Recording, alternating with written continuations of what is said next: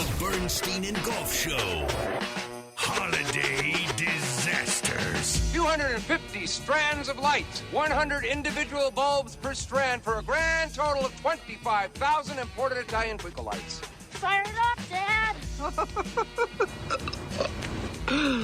Beautiful, Clark. Oh, talk about your money away. I hope you kids see what a silly waste of resources this was. That is a recipe for disaster. Holiday disasters. The heavenly aroma still hung heavy in the house, but it was gone, all gone. No turkey sandwiches, no turkey salad, no turkey gravy, turkey hash, turkey a la king, or gallons of turkey soup. Gone, all gone. What just happened was an unbelievable disaster. Holiday disasters. Come on, next one in line. It would kill him to say ho, ho, ho. You were just here. I was not. Yeah, you were. You were on my lap 5 minutes ago. No, I wasn't. Yes, you were. Now you're going on Santa's list and you're getting nothing. Santa. With Bernstein and Goff on 670 The Score. Tune in every Monday to Built Ford Tough Bears Monday, brought to you by your local Ford stores. Right now we are doing holiday decorating disasters. I like to get you started with something that has been sent in by one of our fine folks who enjoys our email possibilities. And this was sent in by a guy named Bobby, who actually supplied a picture along with it. And He said, my then girlfriend, now my wife, in 2010, and I were about to celebrate our first Christmas together. We started a tradition of traveling to the distant suburbs and cutting down our tree. And my grandparents usually bought from a lot in the city. That ended when I was a teenager. So we made the trek out to Woodstock, and we found our perfect tree. And I felt like a lumberjack, and I'm okay, cutting it down myself and carrying it by the trunk with one hand in my car. And we got all the ornaments and lights and a base and decorated it while listening to Christmas music. And a week later, we're hosting a Christmas party, and we realized that there was a rustling of tree branches and the occasional sound every few minutes of an ornament bouncing on the floor. I'd return the ornaments to the branches, noting an excessive amount of pine needles falling each time I did, and the tree was completely drying up, and shortly thereafter we were left with only a pile of pine needles. I didn't know when you bring the tree home you're supposed to cut an inch from the base of the trunk, otherwise the tree won't absorb water. It was just a plug-and-play kind of situation. Yeah. He's also the guy that buys other plants and doesn't know he has to water them. Or cut off a half an inch to put them in water, right? That's a tough look. Somebody, you had a bad salesperson, by the way. They should tell you that. As a longtime veteran of Frank's Nursery and Craft. There you go. Yeah, somebody should tell you that immediately. And also, make sure you stamp it like 2 or 3 times so you can shake the dead needles out early, so you can vacuum those up and have yourself a happy holiday. Oak Park, this is Matt. He's on the score. Hey, guys. And by Hey, the way, Matt. before I get to my story, I played golf with your dad once, Jason. Oh, But anyway, thank you. My story goes back 22 years ago.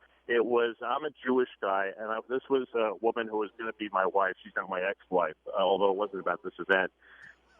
We were moving from our studio apartment to our one-bedroom, and we got this Christmas tree. So this is going to be the first time I'm going to ever have any kind of Christmas. We got a tree, we bring it up there, and it was a little bare in one side of it. But she said, no, we'll put that in the corner, and it won't show. She had a lot of ornaments and decorated it up, heavy, beautiful lights, amazing, all kinds of stuff. Next morning, I'm sitting in my room watching TV. We have a glass coffee table.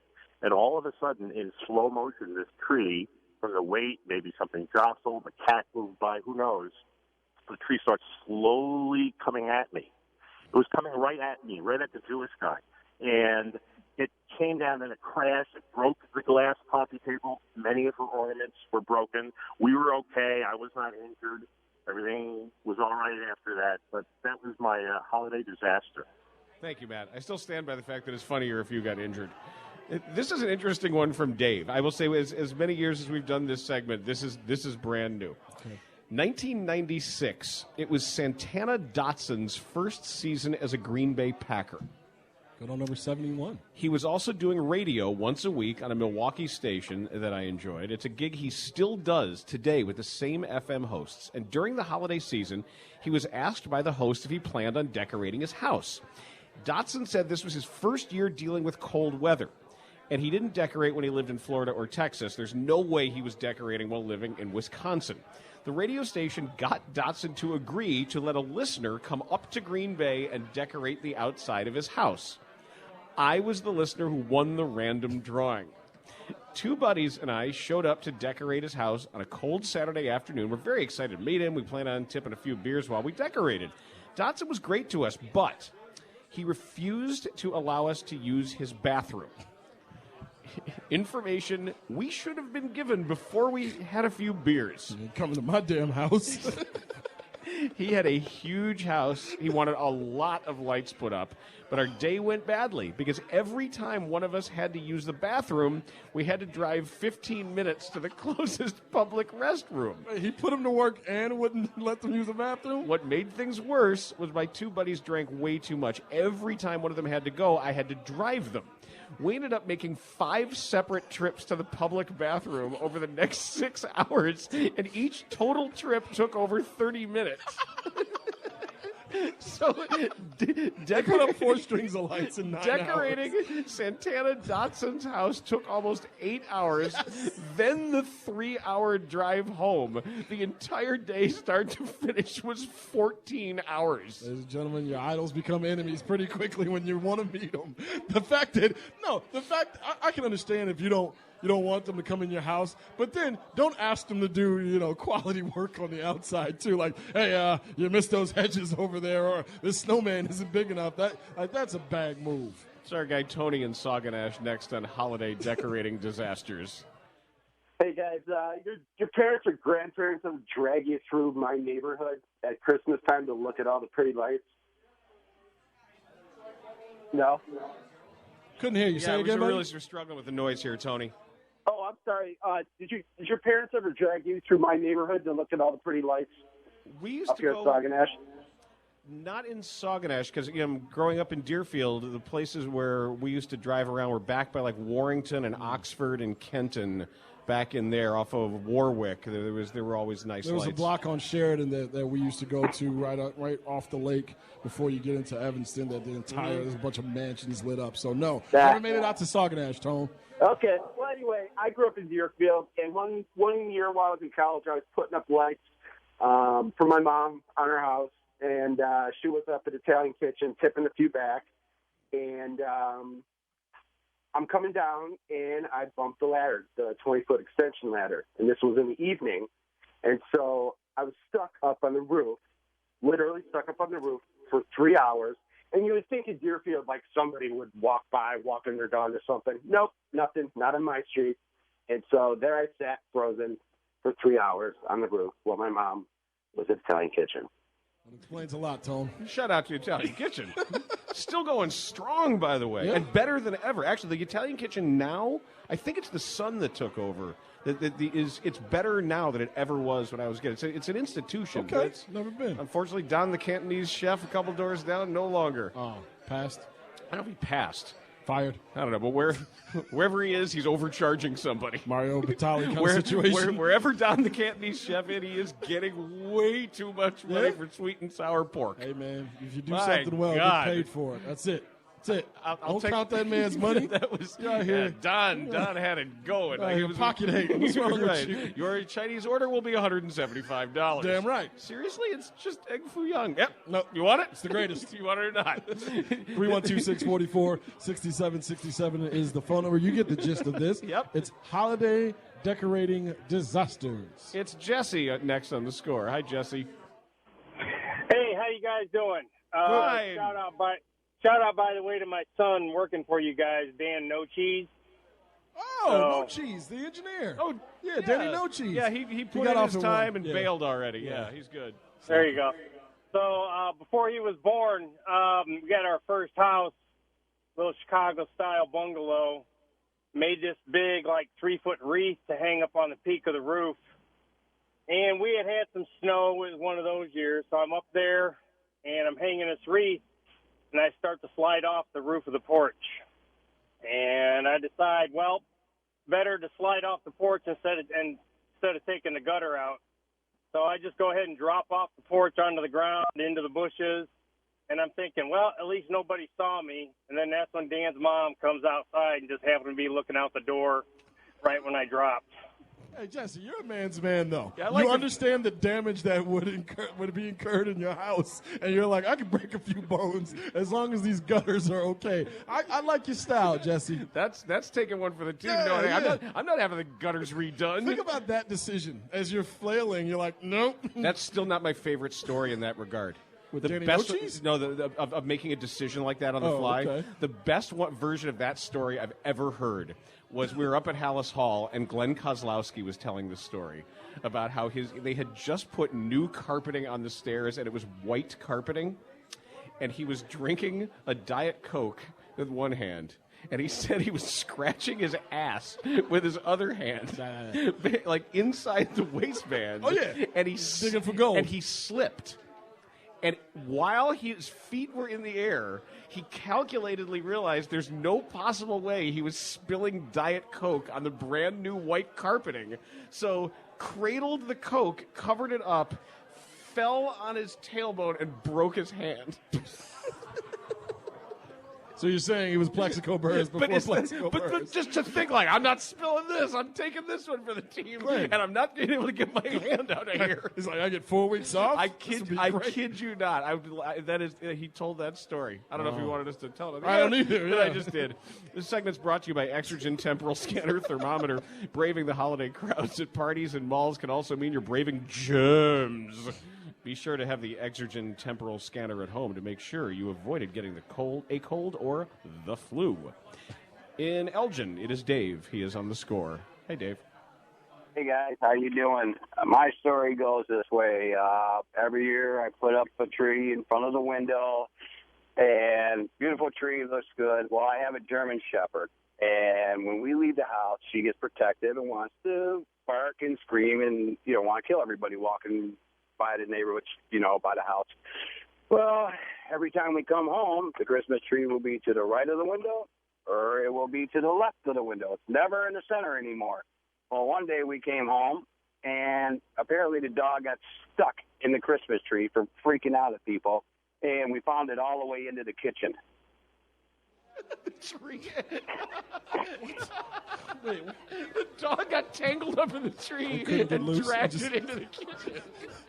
Yep. That's awesome. Thank you, Dave. The dog had to be like, damn. Yeah, what happened here? Come on. This is why you can't leave me alone, guys. I'm just trying to bark at stuff. German Shepherds are pretty smart, too, right? I mean, no? Are they? I thought so. They're like one of the 4 best herding or shepherding dogs. Well, it's like Border Collies. Those are ones that'll take your Visa card. They'll buy them some stuff on Amazon. It's like, where'd this come from? Truck versions. I don't know. Yeah, those Australian cattle dogs. Okay. Some of those. I thought German Shepherds were up there. Dobermans. Anything that the police use, I think, should be a dog that you could trust, right? You don't see police walking around with pit bulls. Unless you're in the South. Bull Connor. And pit bull. Dale. What are you doing here? We deputized him. Don't dance him to death. He's one of my favorite Mexicans. Sir, he's not Mexican. Cuban, sir. Well, yeah, whatever. All right, we'll do more holiday Lord. decorating disasters in just a moment. Keep it here. You have the score. Don't forget that report, Bill. Yes, sir. Thank you. Merry Christmas. Merry Christmas. Merry Christmas. Merry Christmas. Kiss my ass. Kiss his ass. Kiss your ass. Happy Hanukkah.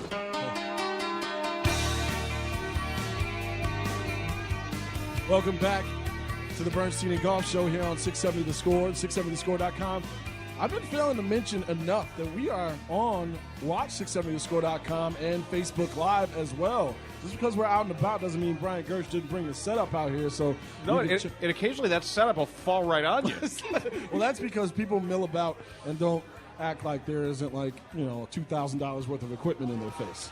Caller 9 to the Scores contest line right now, 312-591-6700, wins a $50 gift card to Lover's Lane. This holiday season, shop Lover's Lane for romantic gifts for grown-ups. I now have the dreaded unlabeled bottle of homemade wine that has been dropped off. Yeah, when this happens, It's usually urine or poison. So and members of Poison.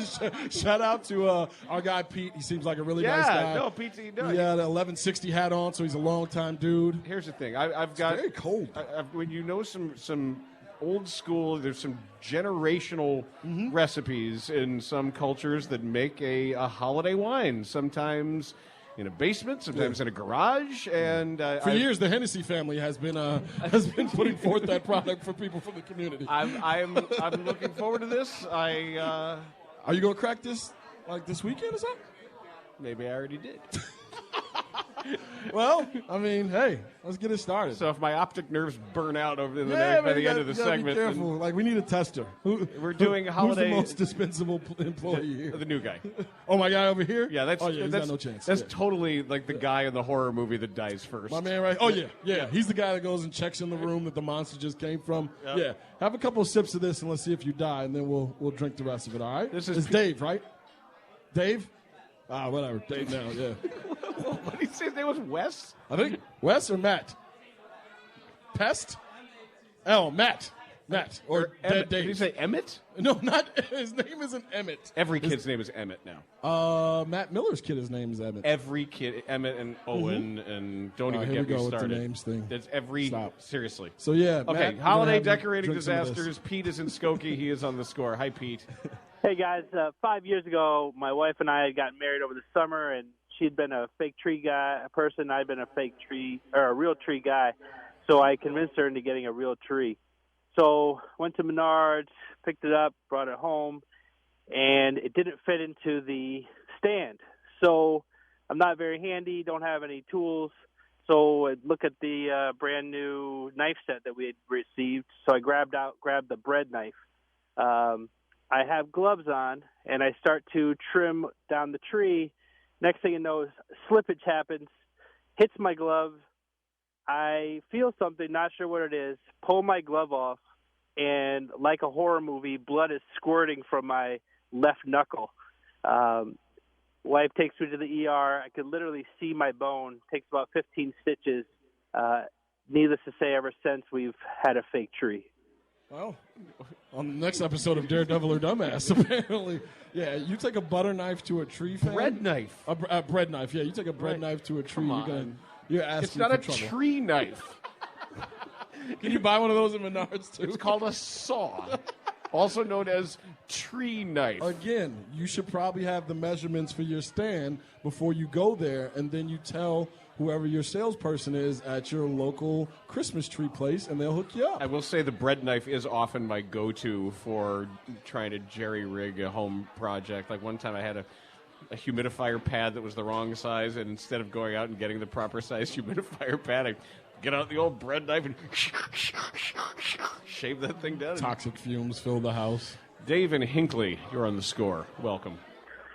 Yeah, I had Christmas back in the 70s, and my dad decided to have a little poker party with his buddies while my mom was out shopping. She came home, and there was Pants Blue Ribbon cans all over on the counter, on the table, and hanging from the light above the table. Needless to say, they decided to have a little argument in the other room. While they were arguing, he fell into the Christmas tree and knocked it over. Right? So the Christmas tree is laying on the ground, and a couple guys he was playing cards with were carpenters. The one went out and got a couple barn nails, took it out of the tree stand, stood it up, and nailed the tree to the floor. Needless to say, my brother and I and her spent the night in a different house that night. That's the way the story should be told, right Dave, there. Thank you, man. Thank you, buddy. That's an old country Christmas there. Oh, yeah. I was worried. That's one of those Charles Barkley incidents. Did he say Mama was out shopping or Mama was out chopping? Oh, whatever it was. Sounds like Mama shouldn't have been in that house with the idiots that were running around her basement or whatever. The Carpenters. You're an idiot too, by the way. Members of the Carpenters. You're just ruining people's holiday season with every joke you make. Have another slug of wine. It's not bad. All right, We'll do an update. We'll do a couple more. All right. Enjoying your stories of holiday decorating disasters here on the Bernstein and Goff Show. We're at Shoeless favorite. Joe's in Addison, brought to you by Lover's Lane, O'Reilly Auto Parts, and Dos Equis. This is my favorite Christmas song or holiday song. This is the song that, when I hear it, makes me feel like the holiday season is around us. Yeah. This Christmas. You too, huh? That's why I love you, buddy. Yeah, man. When I hear this song, I know that I should feel good about the holidays and family and drinking with people. Get you in the mood for homemade wine? Yeah. You know, when he says, shake a ham, shake a ham. Yeah. Shake a ham? That's what he says, right? Or throw a ham. It's a Paula Dean remix. I don't think I'm invited to that one, though. If you want to park serve cars, people, yeah. Jordan in Batavia, you're on the score. Hey, guys. My wife and I had an apartment in St. Charles for a number of years, and we still managed to have a real tree with gifts wrapped up underneath it. One day we came back from a long day of shopping, and our anxious dog had torn into a few things, namely about $20 worth of nice Ghirardelli chocolates. He ate all of it. He also ate about a pound of 2 pounds worth of Swiss Miss hot cocoa. The other pound that he didn't eat was ground so deep into the carpet that we couldn't vacuum it out. And I don't know if you guys have ever tried to get hot chocolate out with warm water out of a carpet, but we essentially made crappy hot chocolate in our carpet. You're just making more hot chocolate. Yeah, I thought that could kill a dog. Yeah, I didn't think chocolate was... That's one of those things that knock your dog out. That seems to be an urban myth because our dog back in the day found an entire package of Andes mint chocolates, and he was fine. Oh, really? I always thought like they would warn you on the morning after Halloween when you're walking your dog, if it eats chocolate, it's going to die. Yeah, I thought so too. An entire package, all good. By the way, I'm not a big fan of mint chocolate. I am. Just give me one or the other. Whatever he doesn't want, I'll have. It's just I don't like minty chocolate. Ooh. I'm good. How about this? Make your hot chocolate and put a few of those Andes mints in the hot chocolate. I just told you I didn't like it. Why would I do that? A candy cane in hot chocolate. By the way, you should buy the house right next to Stephen A. Smith. What the hell are you talking about? Like, I just told you I don't like something, and then you proceed to tell me that I should enjoy something I don't like. You're wrong. I'm a weirdo for that, for not liking mint and chocolate together. Yes. Okay. Yes, you are. All right. In McHenry, it is Kevin. He's on the score. Hey, Kev.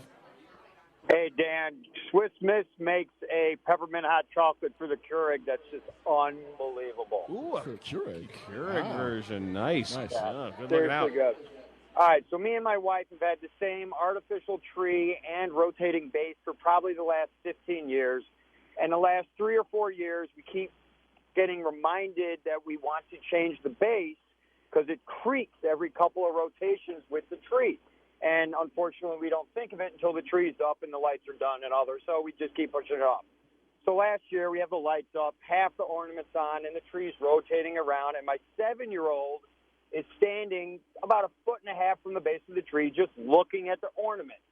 Everyone turns the back, getting another ornament put on. Suddenly, we hear a crack. The tree falls on top of him. So we asked him, are you all right? He's not crying or anything. Yeah, just get the tree off me. So we pick up the tree, a few broken ornaments, what have you, on the ground. There's an ornament hook, like one of the old-fashioned ones, the thick one, stuck in his eyelid. Oh, my God. So we take him to the hospital. No issues. I think they put that liquid Band-Aid, like super glue on it. Everything was fine, but, yeah, so we went out and got a new rotating base that night. When I got a new kid. That's a little frightening there. Huh. Yeah, I was kind of joking before about the whole getting hurt thing. We're talking about kids getting hurt. I don't mind you a dog or What's something. What's next? You guys, people's girlfriend babysit your kid? He said it. He said it on transition. His girlfriend allowed his kid to play with matches one time. Teaching him how to light matches. It's not just allow. It's like you're not doing it right. Aurora, here's Jay on the score. Is going to close out holiday decorating disasters ahead of Brian Billick. Jay. Hey, guys. Love the segment.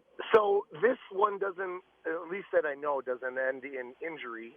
But for about the last 30 years, a buddy of mine and I volunteer every year at this tree farm where we go ahead and sell Christmas trees. But over the years, it has kind of morphed into kind of a tailgate party for us. We cook up some sausages and steaks and have a few beverages while we're selling trees to people.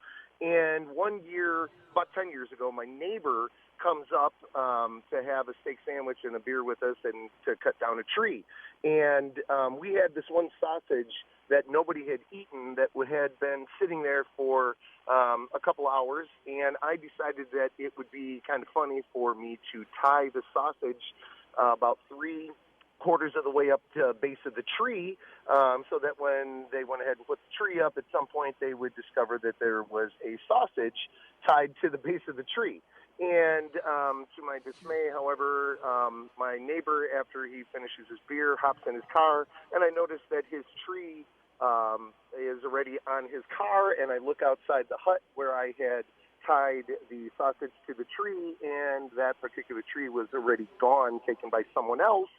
So I'm not really sure how the story turned out, other than the fact that there was a sausage tied to the base of the tree, and if they had a dog or a cat, over time that probably wouldn't be smelling so good if they decorated the tree without finding it. So I don't really know the outcome of the story, but that got quite a few laughs from my buddy and I, and as well as my neighbor when he got home to find out that it was not his tree that the sausage was tied to. All right. Jay, don't know if you're a Boy Scout in a former life, but you earned your idiot badge with that one, my friend. Because, my God, I mean, Tanny must be in the holiday spirit, too, by the way, to let that ride for as long as he did. Tanny must be using the bathroom or something, because way funnier stories have been blown off the map. And I'm sure the map is happy about it. Well, I was waiting for the dog, the animal portion of that story to come through at the end there, but that was a real clunker, wasn't it? Yeah, you know how it's going to end, like a Drake rhyme or something like that.